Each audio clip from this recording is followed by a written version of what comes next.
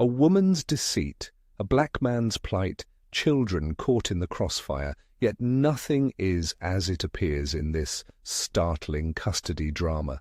Quietude in the courtroom. Marcus sat silently in the courtroom, the low murmur of conversations enveloping him as the judge readied for the day's sessions. The clinical setting, with its rigid wooden benches and the judge's gavel prominently displayed at the front, made everything seem like a scene from a film. Attorneys were thumbing through documents, some whispering softly to their clients, while others hurried by, heels clicking on the gleaming floor.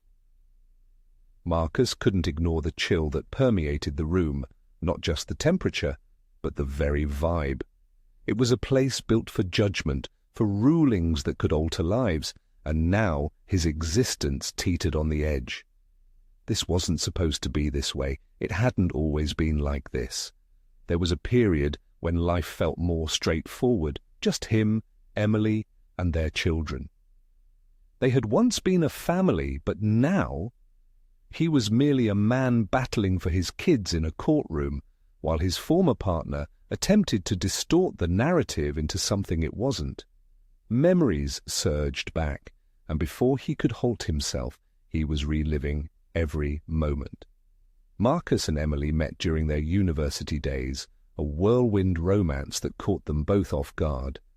Marcus had always been the dependable one, concentrating on his future and his academics, but there was something about Emily that captivated him. She was carefree, impulsive, and vibrant. It was easy to fall for her vivacity, her zest for life. For a time, it seemed they complemented each other perfectly, Marcus with his steady, goal-oriented nature, and Emily with her spontaneous, spirited demeanor. After graduation, things accelerated rapidly. They welcomed their first child shortly after, and suddenly the carefree nights of parties and weekend escapes were replaced by diapers, restless nights, and daycare routines. It wasn't simple, but Marcus didn't mind. He cherished being a father. In fact, he flourished in it. There was something about the responsibility, about being the reliable presence his children could always count on, that grounded him. Initially, Emily appeared to be on board. She was present for the late nights, for the endless feedings and diaper changes. But as time passed, things began to shift. The fractures became evident. While Marcus envisioned a life they were building together, Emily started to see something else, something that felt more confining. The disputes began minor, almost trivial. They'd argue over parenting methods. Marcus believed in structure and discipline, whereas Emily favored a more relaxed, go-with-the-flow approach. It wasn't solely about parenting, though. It encompassed everything. Their backgrounds had always differed. Marcus hailed from a tight-knit family, raised to value hard work and accountability, while Emily had grown up in affluence, where things seemed to fall into place effortlessly. As months turned into years, the tension between them intensified. What had once been a partnership became more like a balancing act. Marcus constantly juggled his job, his duties as a father, and the strain on their relationship. Emily, on the other hand, seemed to drift further away. Initially, it was subtle.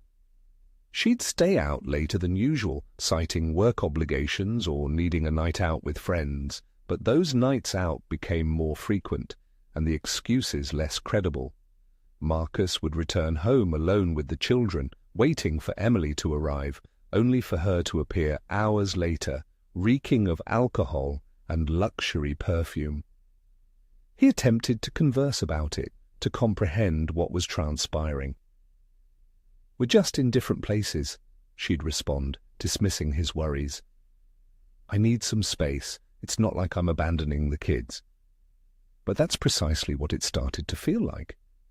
Emily was distancing herself, more interested in nightlife and attention from strangers than in the family they had established. Marcus, meanwhile, was left to mend the fragments. He assumed both mother and father roles, handling school drop-offs, attending parent-teacher meetings, and managing bedtime routines alone. The breaking point arrived one evening when Emily didn't return at all. Marcus had remained awake, pacing the living room, his frustration mounting with each passing hour. When she finally entered the house the next morning, she didn't seem at all surprised to find him waiting. He asked, his voice calm yet tense. "I needed a break, Marcus. Can't I have that? It's not like you don't have everything under control here." She replied with a casual dismissive gesture, as if her absence was insignificant. "But this isn't just about me, Emily. We have children. You can't just leave whenever you want." She rolled her eyes, clearly exhausted by the discussion. "You're so dramatic. They're fine. You're doing a great job with them, by the way," she added sarcastically. That was the moment Marcus realized things could never revert to how they had been. Whatever they once shared was now replaced by a hollow semblance of a relationship. Emily didn't want to be a parent anymore, or at least not in the manner Marcus needed her to be. She yearned for the freedom she had before the children, before the responsibilities. While Marcus had accepted their changed lives, Emily was still attempting to exist in a world that no longer existed. Over the ensuing months, circumstances continued to worsen. Emily spent more time away from home, and when she was present, she was distant and detached. Marcus, meanwhile, became the pillar holding everything together. He'd rise early to prepare the children for school, pack their lunches, and drive them to their classes. After work, he'd collect them, assist with homework, prepare meals, and put them to bed. It wasn't effortless, but he never complained. This was his family, and he was determined to support them, even if Emily wasn't. The final straw occurred when Emily nonchalantly declared she was going to take a hiatus from parenting for a while. "I just need some time to figure things out," she said, packing a suitcase. "You've got everything handled, right?" Marcus stood there, bewildered. "You're leaving?"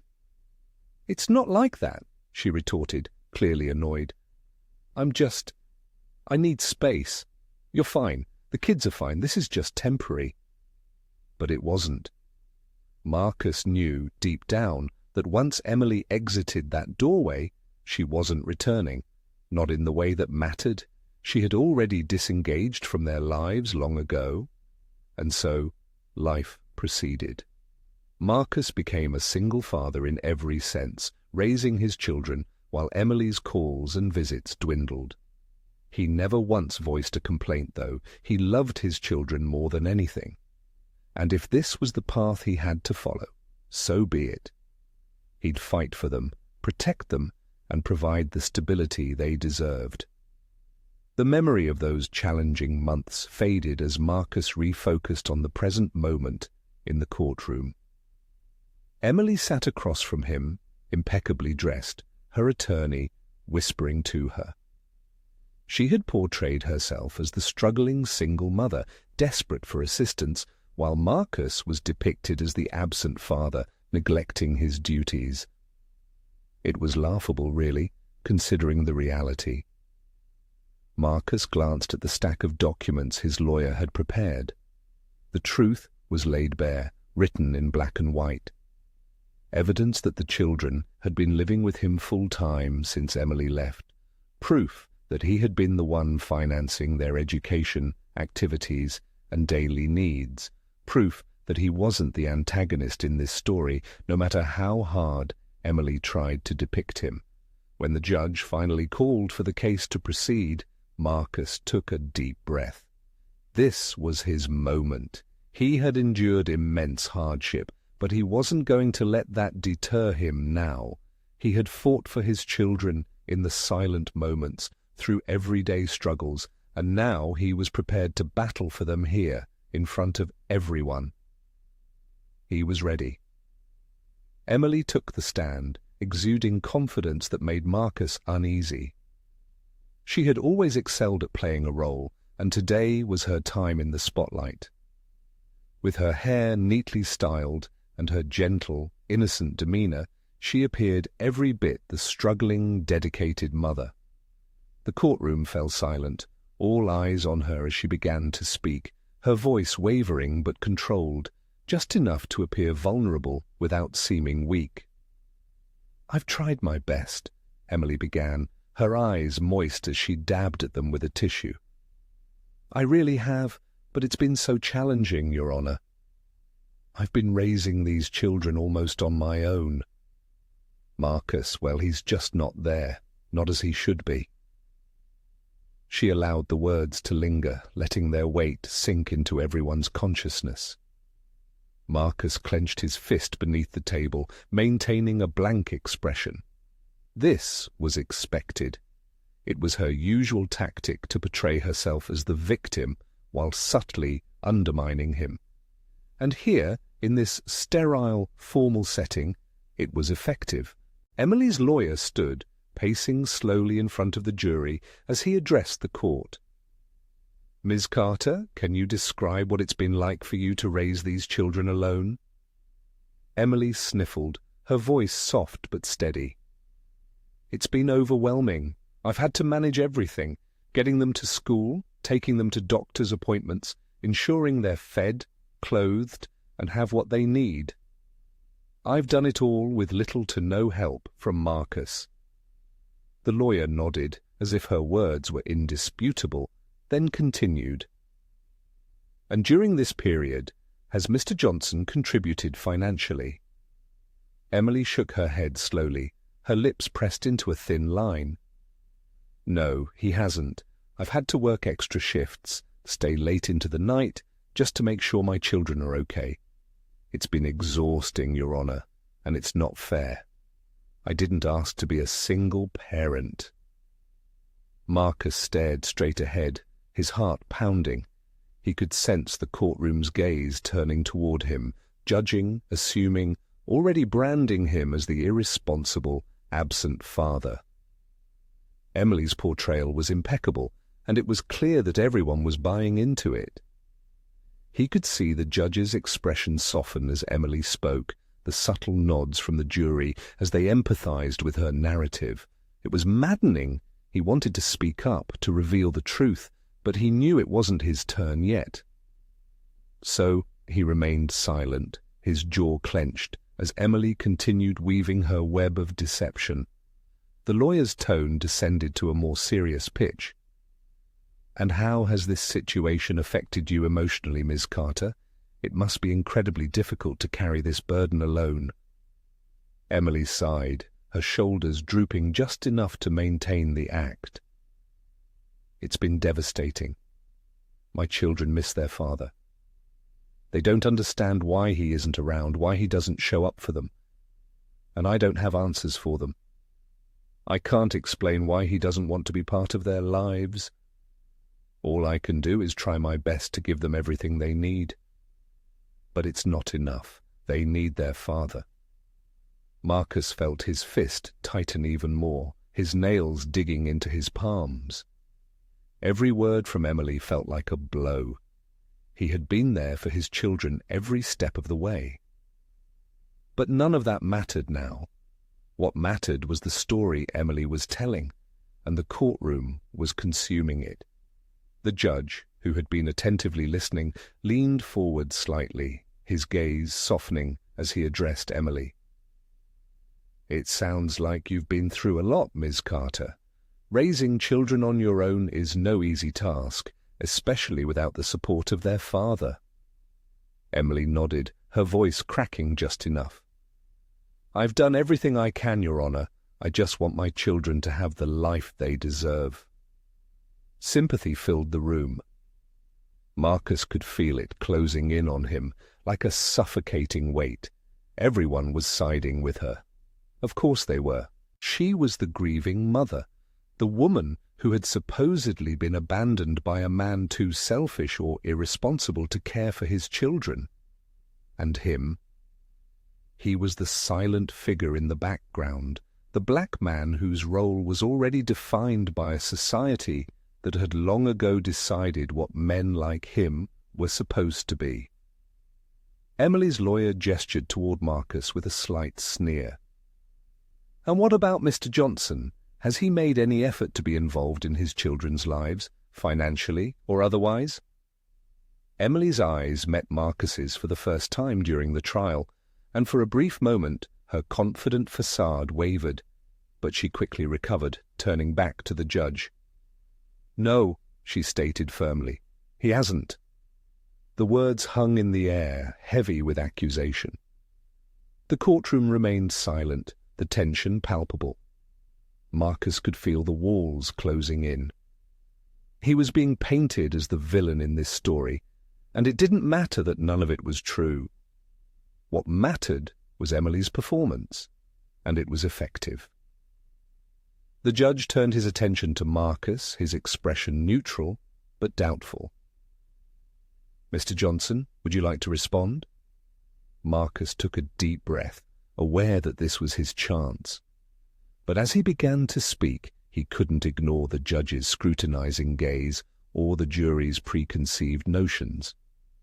He was seen as guilty in their eyes, guilty of being absent, of being irresponsible, of fitting the stereotype they expected him to be.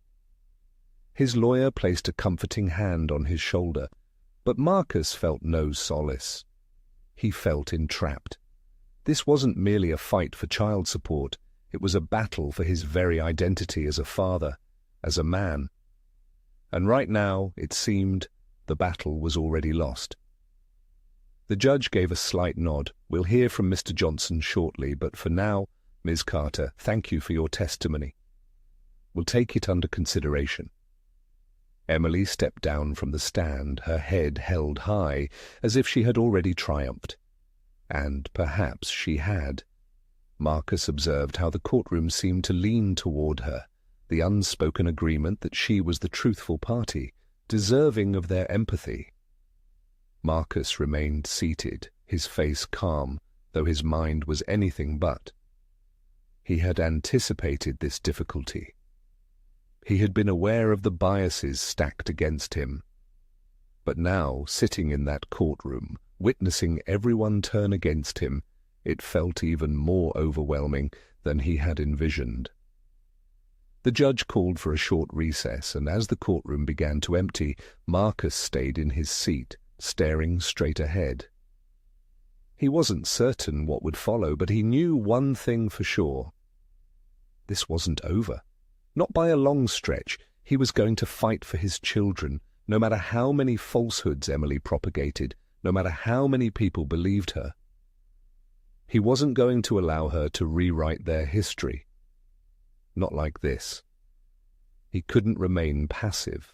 He couldn't let this slip without at least attempting to converse with her, to reach her before it was too late. Perhaps he could reason with her. Perhaps beneath the indifferent facade, Emily would recognize how destructive this path was, not just for him, but for their children. Marcus rose slowly, his legs feeling burdened as he navigated across the courtroom, weaving through the small crowd until he reached the doorway. As he stepped into the hallway, the air felt cooler, but it didn't soothe his nerves. He spotted Emily standing by the window, her arms crossed, gazing out into the bustling city below. She appeared composed, almost satisfied with herself, as if this was merely another game to her. He hesitated for a moment, unsure if he even wanted to proceed. But then he thought about their children. His children. And he knew he had to try. He couldn't let this spiral further. "Emily," he called softly, making his way toward her. She turned, her expression shifting from indifference to slight surprise, then back to that same cold, smug look. "What do you want, Marcus?" Marcus took a deep breath, striving to keep his voice steady. "I want to talk. Just for a second." Emily sighed, clearly disinterested, but gestured for him to continue. "What is there to talk about? I've already said what I needed to say in court." "That's the problem, Marcus," he responded, his frustration barely concealed. "You didn't tell the truth in there. Emily, this isn't right. You're lying, and you know it. The children don't deserve this. They deserve to know that both of us love them, that we can work together. even if we can't be together. Emily's eyes narrowed, and she tilted her head, feigning confusion. I'm not lying, Marcus. I'm doing what's best for the children. They need stability, and clearly you're not capable of providing that. Marcus clenched his jaw, his hands forming fists at his sides. He stepped closer, lowering his voice. Do you really believe that? Or is this just about winning? About punishing me? Because if you keep going down this path, it's not just me you're hurting. It's the children. They'll know, Emily. They'll grow up, and they'll see through all of this. Do you really want them to resent you for making this harder than it needs to be? For a moment, something flickered in Emily's eyes. Something that almost appeared as doubt. But it vanished as swiftly as it emerged, replaced by a cold smile. She shrugged, dismissing him as if it mattered. You're overreacting, Marcus. I'm doing what's necessary. You've had your freedom, your life without any real responsibilities, while I've been left to handle everything. This is what you deserve. Marcus felt his heart sink.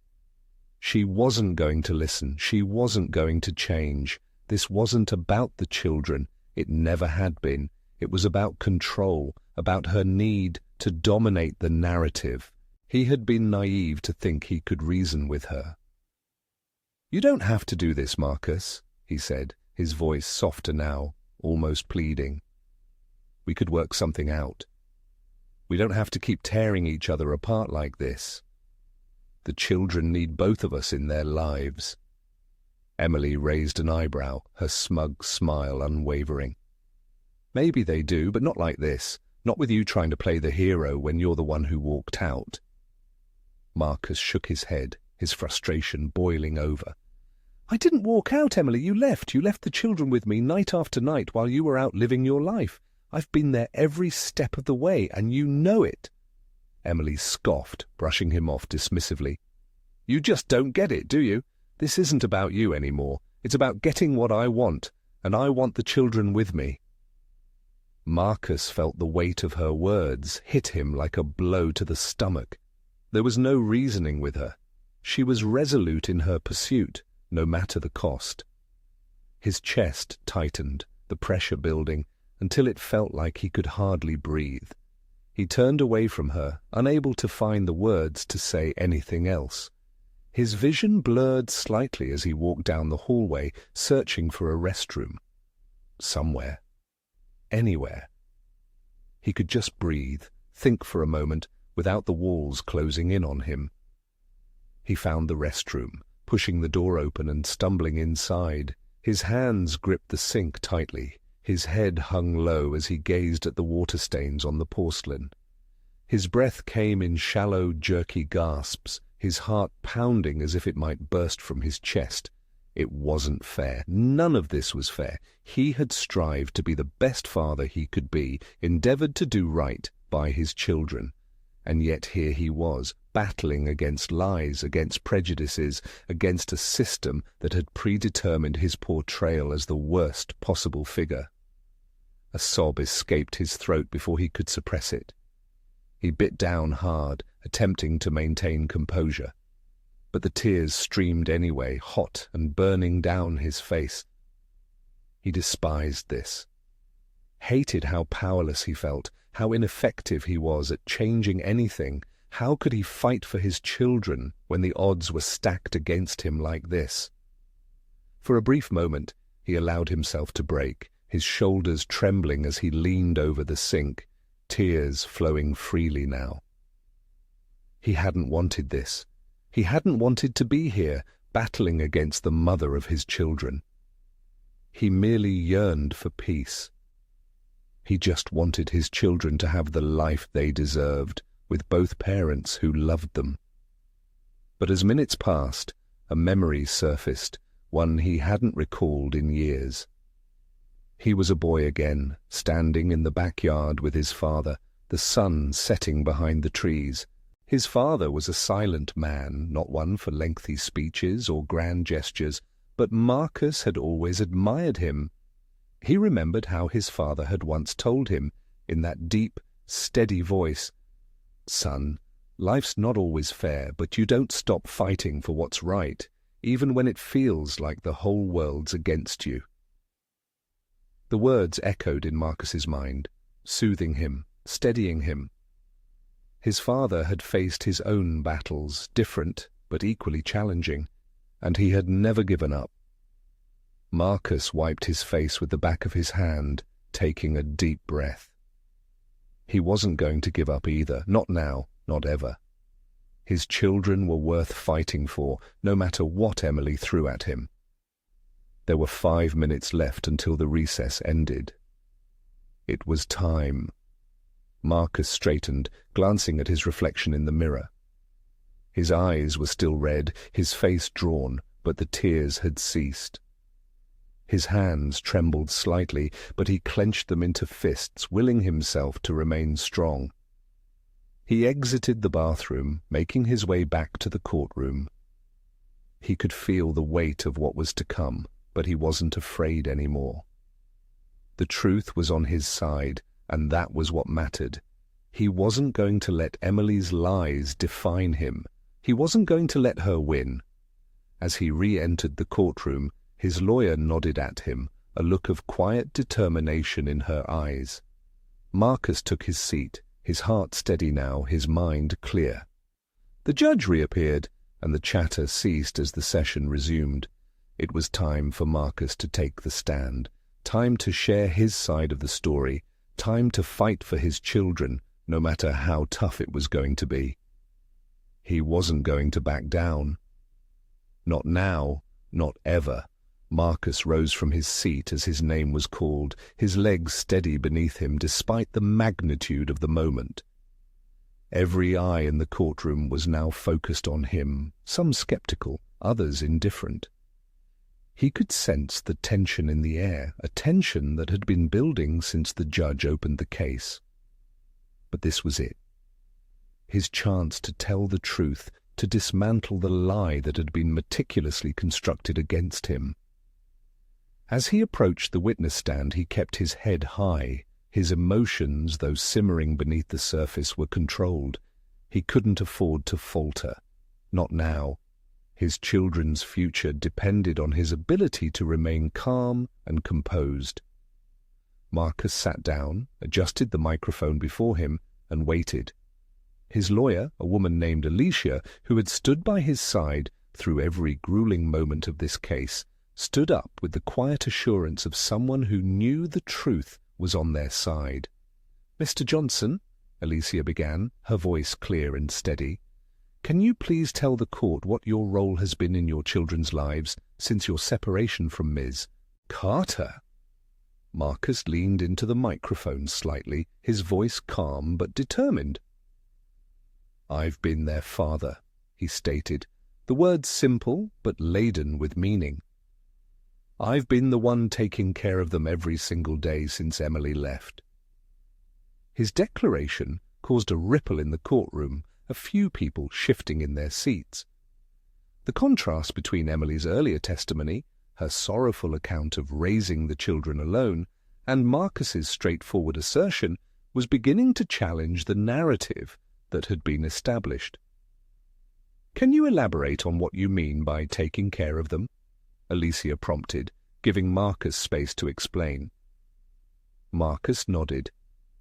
"I'm the one who wakes them up every morning, gets them ready for school, and ensures they have breakfast. I drop them off, pick them up, and help with their homework. I've taken them to every doctor's appointment, every school meeting. I'm there when they're sick, when they need someone to talk to, when they need comfort. I've been their sole caregiver, financially and emotionally, since Emily decided she didn't want to be part of that." A silence followed his words, the kind of silence that spoke volumes. Even the judge, who had seemed indifferent until now, looked up with a raised eyebrow, clearly taken aback by the stark contrast between Marcus's testimony and the story Emily had told. Alicia approached the bench with a stack of papers in her hands. "Your Honour," she addressed the judge, "I'd like to present evidence that supports Mr. Johnson's statement. These are documents from the children's school, showing that Mr. Johnson has been attending every parent-teacher meeting for the past year.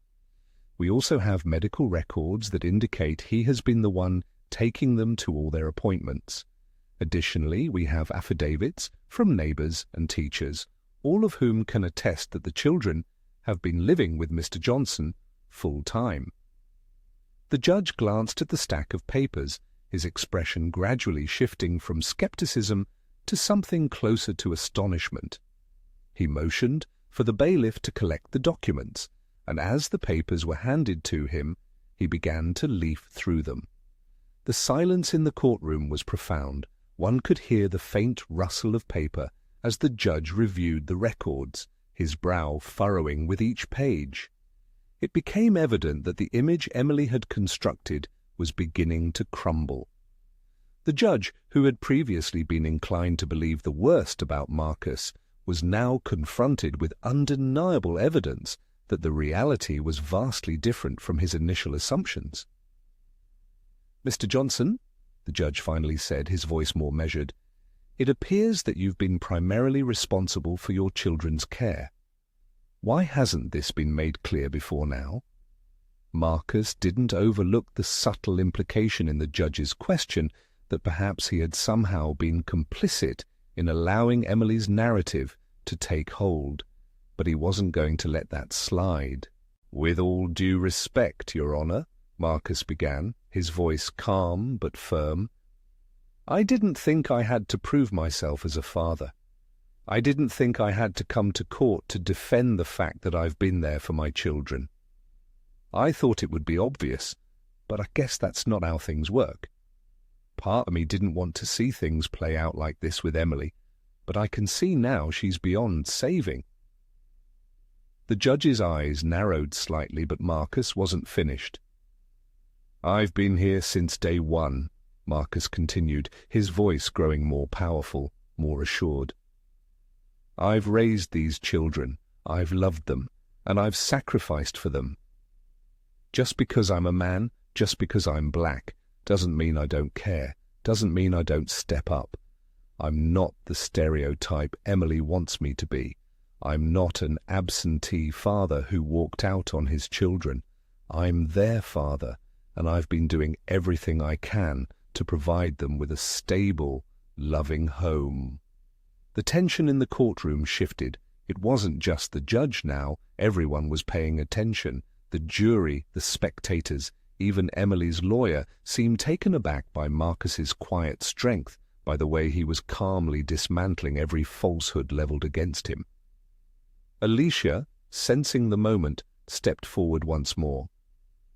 "Mr. Johnson, you've mentioned that you've been the sole provider for your children. Can you elaborate on the financial support you've provided?"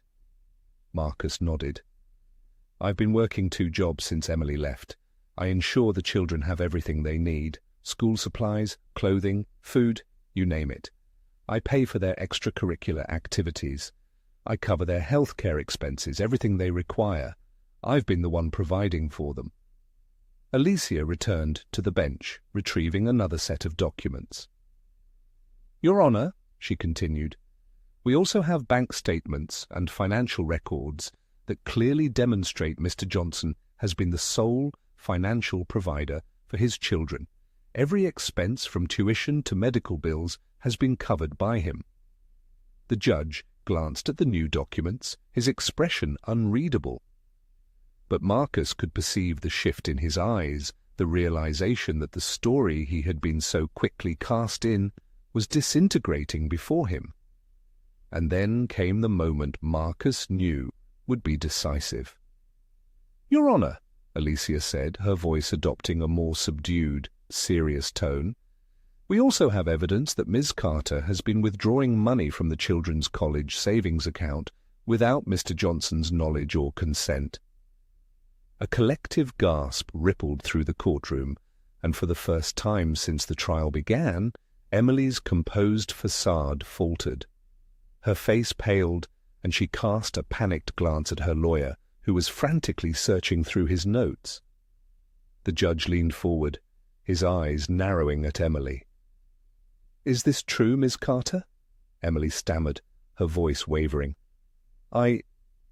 I needed the money. It was for the children." But the damage was irrevocable. The courtroom buzzed with murmurs, and the judge's expression darkened, clearly unimpressed by Emily's excuse. Marcus, still seated at the witness stand, felt a wave of relief wash over him. It wasn't just about disproving Emily, it was about setting the record straight. For too long he had been portrayed as the villain, as the absentee father who couldn't be bothered. But now the truth was emerging. The court was witnessing what he had always known. He was the one present, day in and day out, while Emily had been leading a different life. Alicia spoke again, her voice steady. "Mr. Johnson, how has this situation affected you and your relationship with your children?" Marcus took a deep breath, his eyes softening as he thought about his kids. "It's been tough," he admitted. "They've been confused, hurt. They don't understand why their mother isn't around as much, why things are the way they are. But I've tried to provide as much stability as I can. I love them more than anything, and I just want them to have a good life. I want them to grow up knowing that their father was there for them, that I fought for them." His voice cracked slightly, but he didn't stop.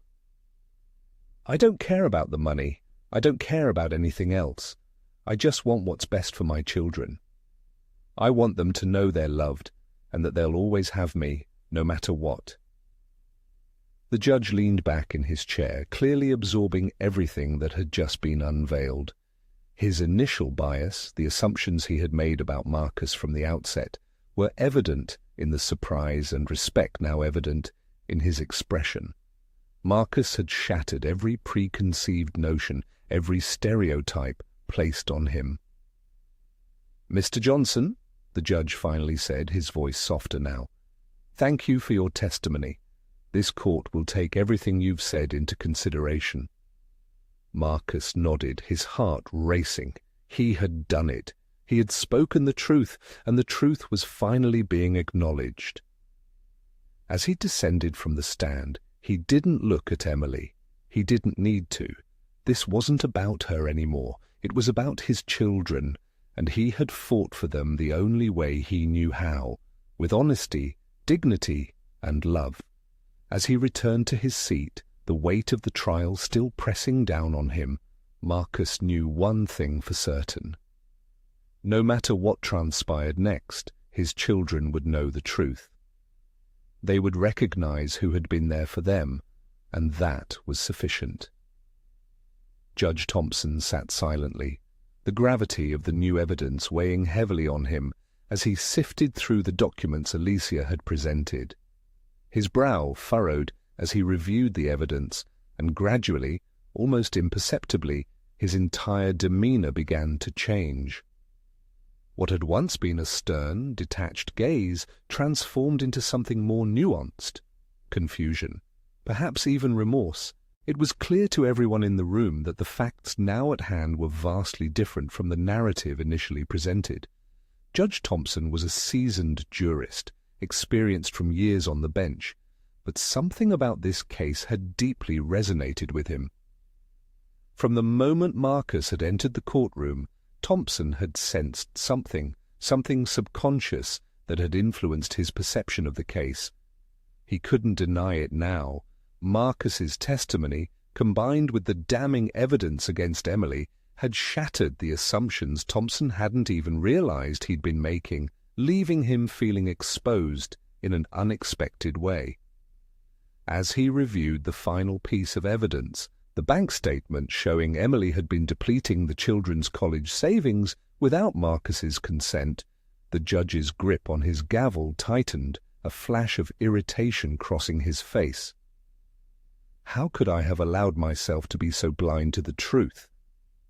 The courtroom remained silent, awaiting the judge's response, but Thompson was still processing everything that had been revealed. His voice, when it finally emerged, was quieter than before, less authoritative, more human. "Mr. Johnson," the judge said, addressing Marcus directly, "I want to thank you for your testimony. It's evident that you've been a dedicated father to your children, and it appears that much of the information presented by Miss Carter was, in fact, misleading." Thompson's words, though carefully measured, carried the weight of his own introspection. He wasn't merely addressing Marcus, he was addressing himself. There was a deeper admission beneath the judge's formal tone, an acknowledgement that he had been mistaken from the start. The judge turned toward Emily, who had remained eerily silent since Marcus's testimony. Her once confident posture had slumped, and she looked pale, her eyes darting around the courtroom as if seeking an escape from the predicament she had created. "Ms. Carter," Thompson said, his voice hardening, "you've made some very serious allegations against Mr. Johnson, allegations that, as we've just seen, were not only false, but deliberately misleading." The entire courtroom holds its breath as the judge's words hang in the air. Emily shifted uncomfortably in her seat, her face flushing red under the pressure of the judge's scrutiny. "Not only have you falsely accused Mr. Johnson of neglecting his responsibilities as a father," Thompson continued, "but you've also manipulated this court by concealing the truth about your own actions, particularly regarding the children's financial well-being. Draining their college fund for personal gain without the knowledge of the other parent is not just irresponsible, Miss Carter, it's unconscionable." Emily's eyes widened, and her lawyer appeared visibly shaken, frantically flipping through his notes, but it was too late. The tide had turned, and there was no salvaging the lies that had been exposed. Thompson's gaze never faltered as he addressed Emily, his voice colder now. "I must say, Ms. Carter, I'm deeply disappointed. You presented yourself as a struggling single mother, and this court was inclined to believe you, but the facts we've uncovered today tell a very different story." The murmurs in the courtroom grew louder as the audience shifted in their seats, clearly astonished by the drastic turn of events. The jurors exchanged looks, and even the court officers, who had remained stoic throughout the trial, seemed taken aback by the revelations. The narrative Emily had meticulously crafted was unraveling before their eyes, and there was no halting the damage now. "Miss Carter," Thompson concluded, "your actions today have not only wasted this court's time, but have also harmed the very people you claim to be protecting, your children." The judge's words were final, resonating through the room with a sense of authority that left no room for rebuttal. Emily had been exposed, her lies laid bare for everyone to see, and there was no turning back.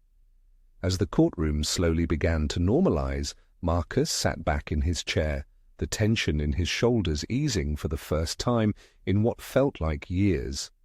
He had fought for the truth, and the truth had prevailed. More importantly, he had demonstrated to the world, and more crucially, to his children, that he wasn't the man Emily had attempted to portray him as. Judge Thompson wasn't the only one who had to confront his biases that day. The entire courtroom had been forced to see Marcus for who he truly was, a loving, dedicated father who had fought for his children against all odds. And now, with Emily's deceit exposed, there was no denying the strength and resilience he had exhibited throughout the ordeal. Emily, on the other hand, was left to face the consequences of her own actions. The image she had so carefully maintained was shattered, and the courtroom's sympathy had entirely shifted away from her. Whatever her motivations had been, they no longer mattered. What mattered now was the truth, and the truth had finally been revealed. Judge Thompson's final words echoed through the room as he prepared to adjourn the case. "This court will now take a recess before rendering its final decision, but let it be clear we do not condone falsehoods in the pursuit of personal vendettas." As the gavel came down, signaling the end of the session, Marcus closed his eyes briefly, allowing himself to breathe. The hardest part was over, and the truth was out. He had won, not just the case, but the right to be recognized for who he truly was, a father, a hero in his children's eyes, and that was all that mattered.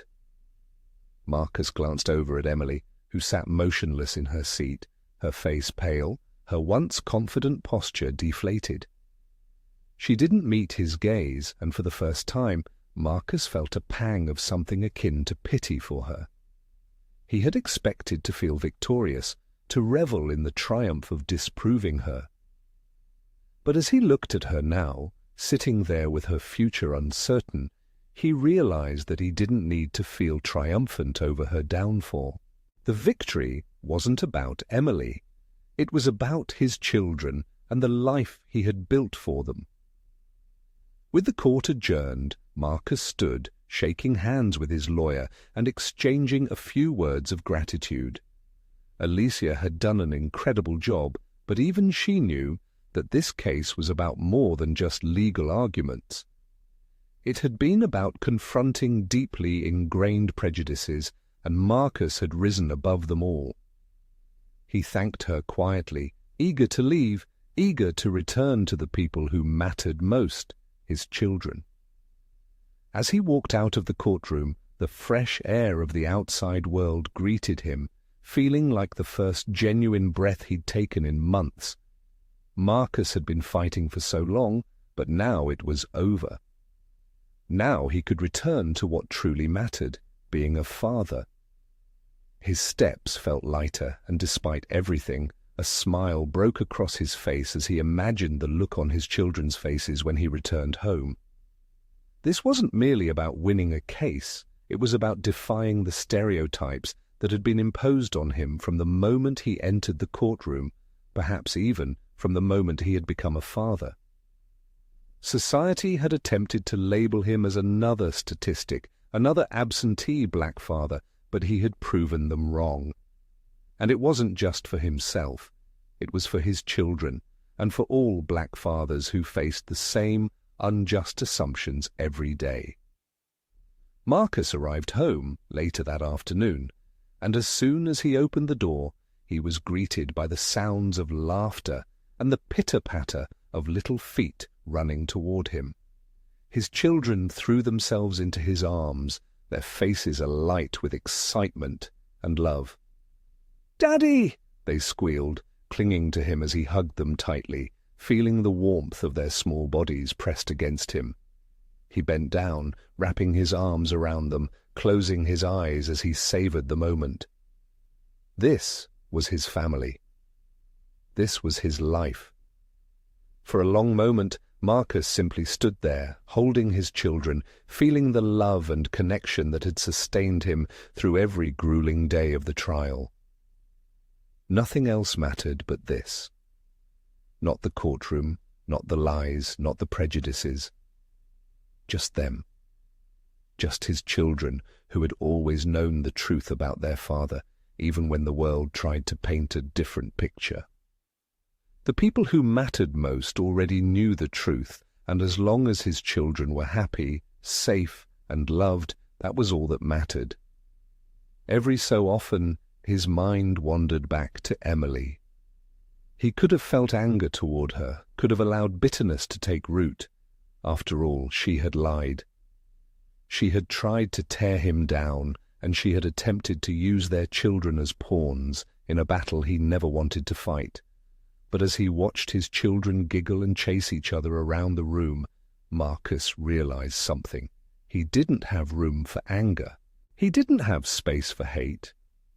His heart was too full of love for his children to waste it on anything else. Emily's future was uncertain, but that wasn't Marcus's concern. He knew there would be consequences for her actions, whether legal or personal, but that was for her to handle. He didn't need to play a role in her downfall. He had more important things to focus on. Perhaps one day she'd realize the damage she had caused, not just to Marcus, but to their children. Maybe one day she'd feel the weight of the choices she had made and seek some form of redemption. But Marcus wasn't waiting for that. He wasn't holding on to the hope that she would change. He had done his part. He had fought the battle. And now it was time for him to concentrate on what truly mattered, being the best father he could be. That night, after tucking his children into bed, Marcus sat on the porch, gazing out at the quiet street. The sky was clear, and the stars twinkled faintly above him. It was a peaceful night, one that miraculously mirrored the peace he finally felt inside.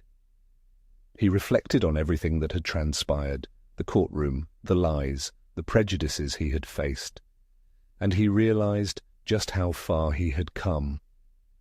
This victory wasn't solely about winning custody or proving he was a good father. It was about overcoming something much larger. He had confronted a system that had been designed to see him fail, and he had emerged stronger on the other side.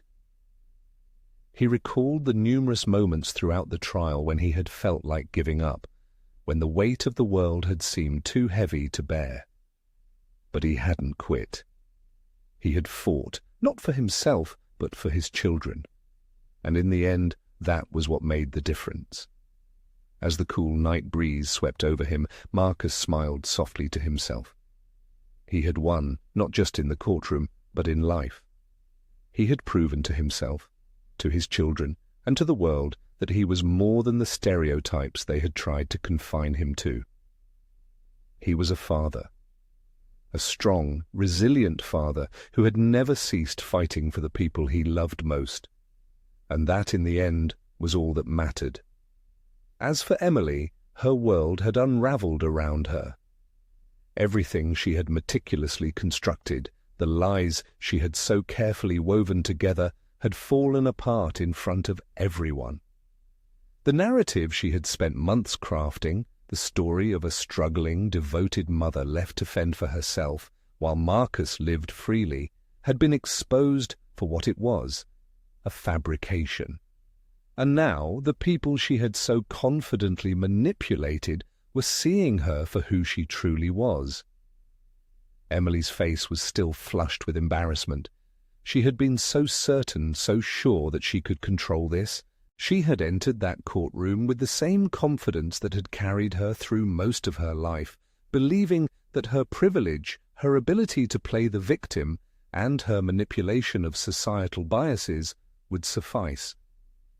She had convinced herself that she could bend the narrative to her will, that no one would question her, a white woman claiming to be abandoned by her children's black father.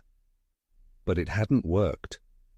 Instead, her lies had crumbled, and now she was left to face the consequences. Her plan had been so straightforward initially. She had believed she could control the narrative, control the outcome. Marcus was an easy target, or so she had thought. In her mind, the world was predisposed to believe women like her, mothers who claimed they were struggling, managing everything on their own. She had been certain that no one would question her story. After all, it was the one people expected to hear. The bitterness inside her swelled, tightening its grip. How did it come to this? She wondered. How had she, Emily Carter, once the confident, vibrant woman who could charm her way through any situation, fallen so far? She thought about the beginning of her relationship with Marcus, how effortless it had been to manipulate him, to make him feel insignificant, to convince him that he was the problem. She had always been able to control the situation, to get what she wanted. But now she was the one dangling at the end of a rope she had tied herself. She had tried to ruin Marcus, and in the process she had ruined herself. Her thoughts spiraled, filled with anger, shame, and something she didn't want to acknowledge, regret. Not for what she had done. No, that was too deeply buried beneath her pride, but for the fact that she hadn't been smarter about it. How did I allow myself to be caught? How did I let Marcus, of all people, come out on top? She pondered. She gritted her teeth, her hands shaking as she walked down the street. She had to figure out what to do next, how to fix this, how to salvage what little dignity she had left. But every time she considered moving forward, she was confronted with the reality that she had burned too many bridges. The legal system would scrutinize her closely now. The financial repercussions of her actions would haunt her, and her relationships, whatever few remained, were fractured beyond repair. Her thoughts drifted back to the children. For a fleeting moment, an image of their innocent faces surfaced in her mind, and a pang of guilt cut through her bitterness. She had betrayed them too. She had used them, weaponizing their future for her own gain. But the guilt was transient, swiftly replaced by her simmering resentment toward Marcus. In her mind, it was his fault. He had been the one to place her in this predicament. If he had simply stayed in the background, played his part, this would have proceeded smoothly. But no, he had to fight. He had to prove her wrong. He had to win. Emily's bitterness twisted inward, knotting tightly in her chest. She couldn't relinquish her anger, couldn't confront the reality that she had orchestrated her own downfall. And now all she had left was that anger, that resentment clinging to her like a second skin. The days that followed were a blur of legal meetings, tense phone calls, and sleepless nights. Emily attempted to move on, tried to piece together her life. But everywhere she turned, she was reminded of her failure. Friends, once sympathetic to her struggle, now kept their distance, unsure of how to approach her. The court had ordered her to repay the funds she had taken from the children's account, and with her financial situation in disarray, she was left scrambling to rectify the mess she had created. Her relationship with the children became strained, her visits awkward and tense. They were old enough to sense that something was amiss, old enough to understand that their mother wasn't the person she had pretended to be. They gravitated toward Marcus, seeking comfort and stability from the parent who had always been there for them. And that stung more than Emily was willing to admit. She had always believed she would win, that her children would choose her, that they would see her as the hero in their lives.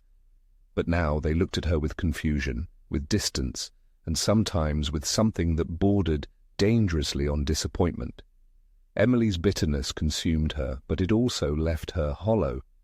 She was trapped in the wreckage of her own making, unable to move forward but unwilling to let go. She could have chosen to be a better person, to acknowledge her mistakes and attempt to rebuild what had been lost.